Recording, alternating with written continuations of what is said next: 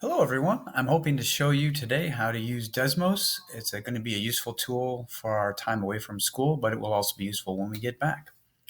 The first thing you're going to want to do is to create an account. Click the giant green button. You'll want to select your Google account, click the two little boxes, and then sign in with Google. Once you've created an account in the future, there will be a little button up here that says sign in, and you can just hit the sign in button. It will ask you to click your Google email, and then everything will work out splendidly.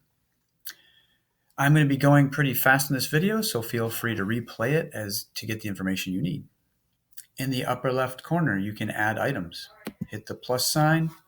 I'll start with a note. This is a table. Of course, you don't see a table yet. By the way, I hit return to get this box to show up here. I'm going to put a table in now. Click the giant plus button, select table. I'm using my keyboard to enter 1 and then tab, and then 2, and then tab, 2, tab 3, tab 3, tab 4. That was pretty exciting. You can see the dots showing up here on the right-hand side of the screen. Pretty exciting graph so far. If you click this little magnifying glass, the graph will shift to highlight the points that you have indicated in your table.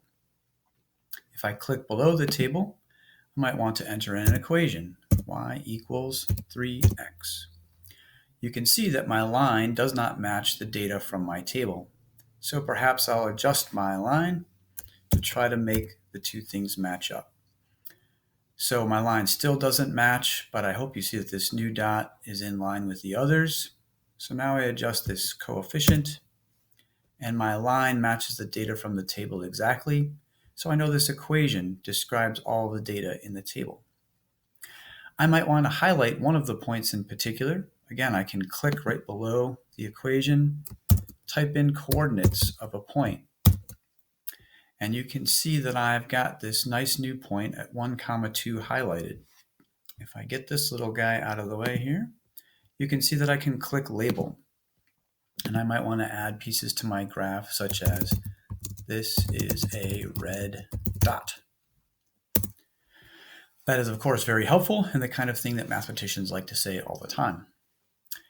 Some other things that you might like to do: rename your graph. In the upper left-hand corner here, click Untitled Graph, give it a fun name. This is my first graph. Save. Ta-da.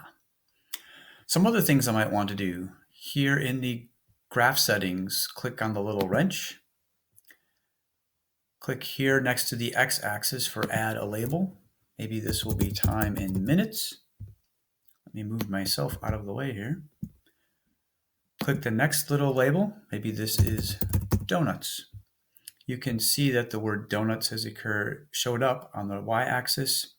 And if I click here, you can see minutes shown up on the x-axis. You can zoom in or out of your graph by clicking these little buttons. Usually kids get a little crazy and they zoom too far one way or another. They end up with a graph that is usually not useful to anyone in the world.